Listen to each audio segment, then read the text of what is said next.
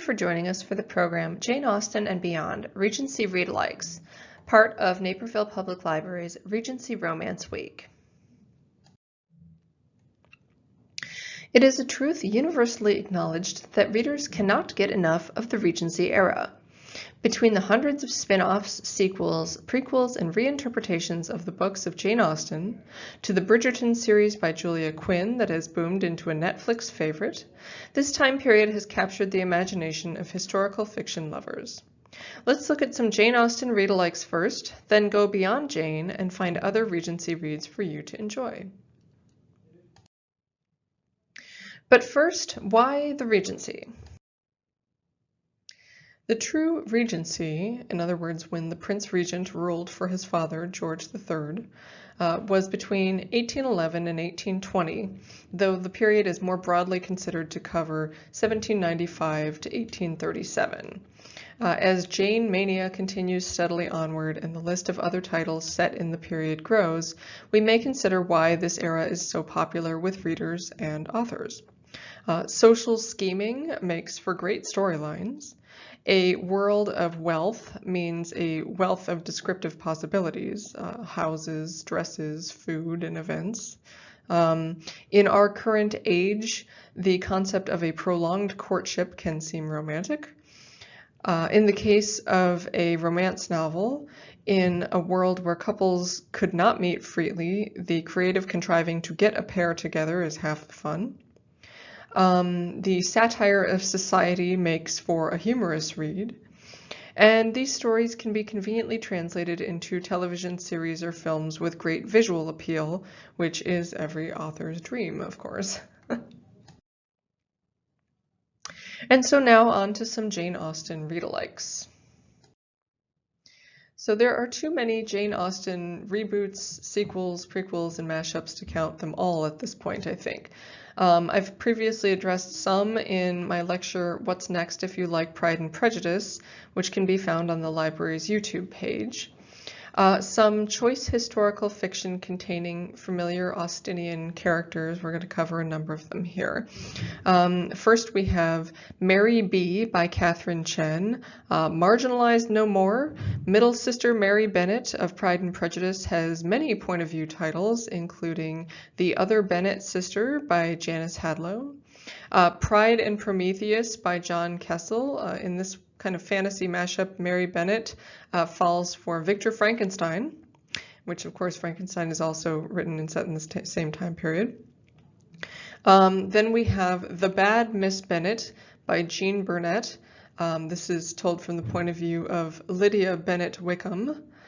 Mrs. Bennet Has Her Say by Jane Yuska. This is from the point of view of their mother. Mr. Darcy's Little Sister by C. Allen Pearson, about Georgiana Darcy. The Clergyman's Wife by Molly Greeley. This is from the point of view of Elizabeth Bennet's friend Charlotte Lucas, who marries Mr. Collins. Miss Bingley Requests by Judy McCroskey. This is Caroline, Mr. Bingley's sister. The Heiress, The Revelations of Anne de Bourgh by Molly Greeley. This is the daughter of Lady Catherine de Bourgh, who was once destined for Mr. Darcy. And then we have Longbourn by Jo Baker, told from the point of view of the servants of the Bennet family, so kind of a Downton Abbey type point of view of the Bennet household, if you will. And some contemporary titles with an Austenian twist here. We have Pride, a Pride and Prejudice remix by Evie Zaboy. This sets Pride and Prejudice in a gentrifying Brooklyn. Pride and Protest by Nikki Payne. In this one, Liza B. is a DJ who sees her neighborhood being overtaken by property developer Dorsey Fitzgerald, but they may have more in common than they think. The Wrong Mr. Darcy by Evelyn Lozada with Holly Lawrence. This is a contemporary multicultural romantic comedy version. Unmarriageable, Pride and Prejudice in Pakistan by Sonia Kamal. The title pretty much says it all. This is Pride and Prejudice in Pakistan. The Bennett Women by Eden Appiah Kubi. This version is a little bit different. The girls are not family, but they are a group of friends living in Bennett House dorm at Longbourn University. And then A Certain Appeal by Vanessa King sets Pride and Prejudice in the world of New York City burlesque. I was interested when I read this one because I was not sure how it would work, but it was actually kind of interesting. And then some other titles aside from Pride and Prejudice from the Austenian world. We have Ladies of the House by Lauren Edmondson, and this is Sense and Sensibility set in Washington, D.C.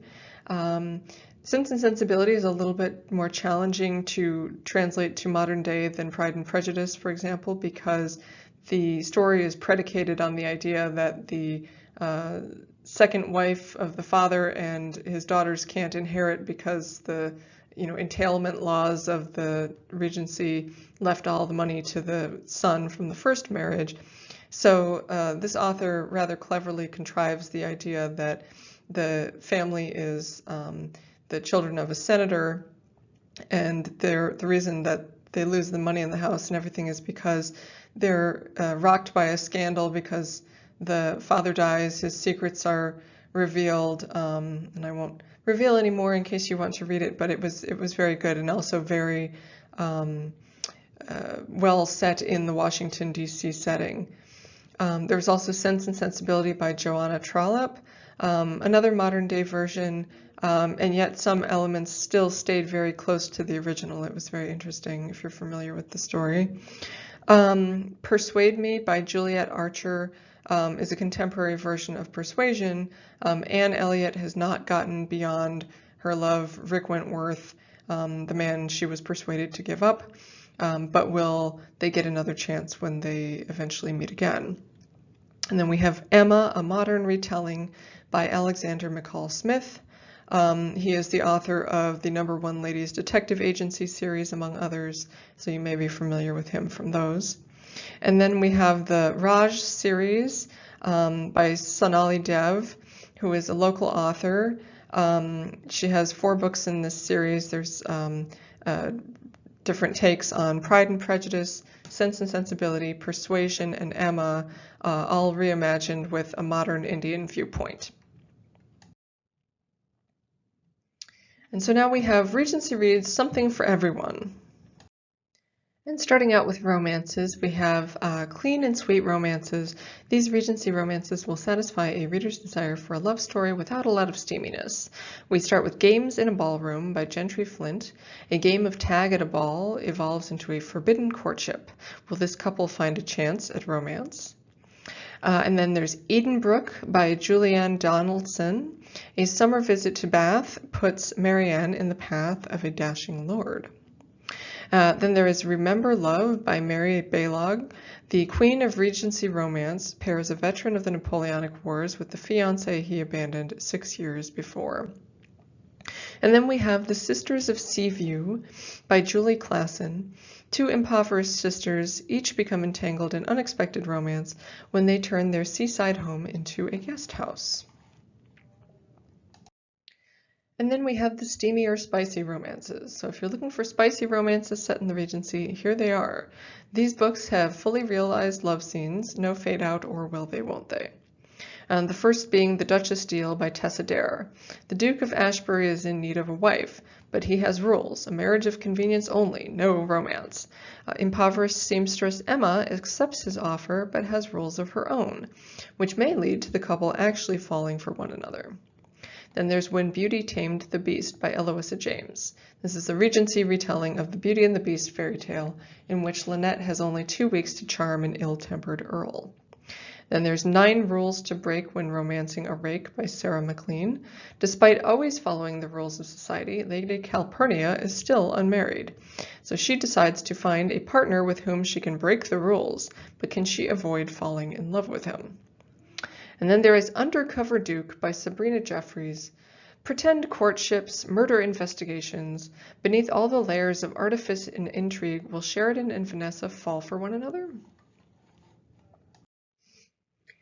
Then we have the historical romantic comedy genre. So if you enjoy a dash of humor with your romance, these titles are for you.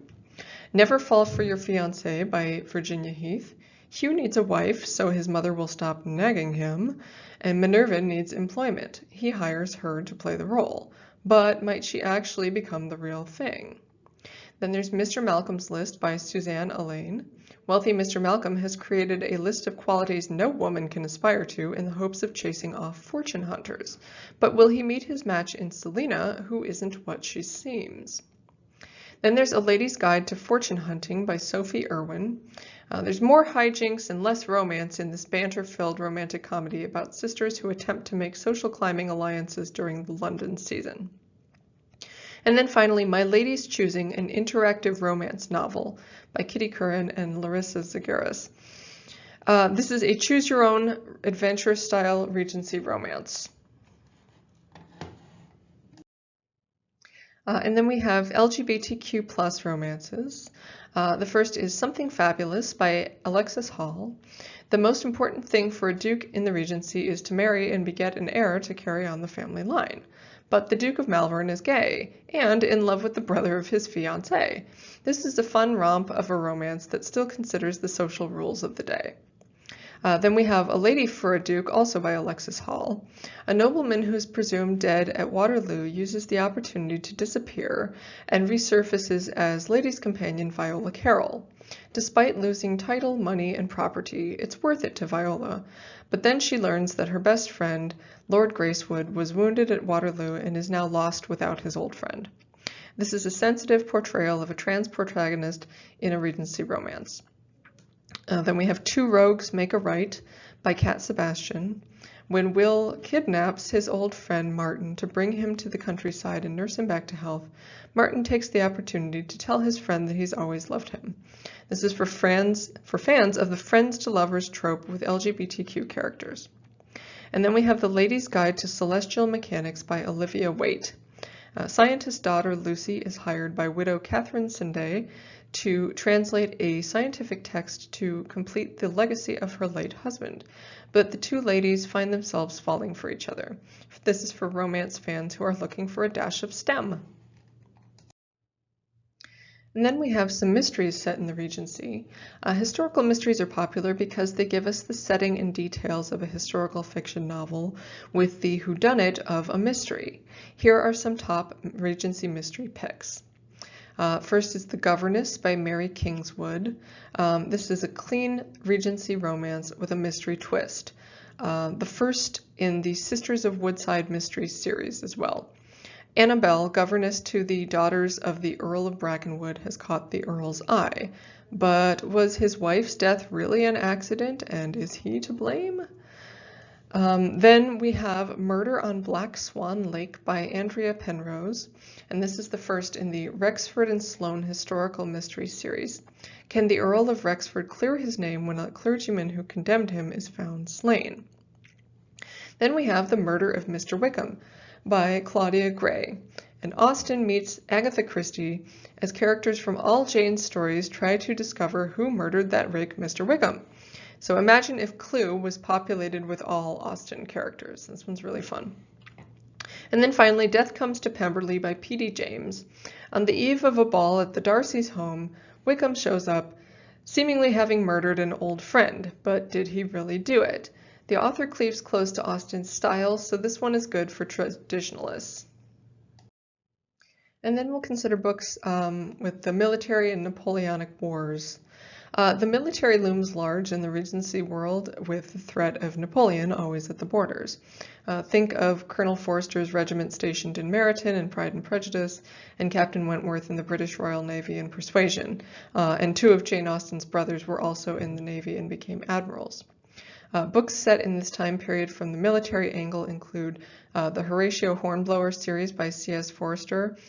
These classic books are set in this era and have been adapted into several films and series, and Hornblower served as inspiration for many other captains, including Gene Roddenberry's James T. Kirk and Jean-Luc Picard in Star Trek. Then there's the Aubrey Maturin series by Patrick O'Brien, and this is the basis for the film Master and Commander: The Far Side of the World. There's the Lord Ramage novels by Dudley Pope, which is about the British Royal Navy. The Sharp novels by Bernard Cornwell. This covers a broad range of time, but does address battles and campaigns in this time period, including Trafalgar, the occupation of Paris, and Waterloo. There's Hold Fast by J.H. Gellner, about the British Secret Service in 1803.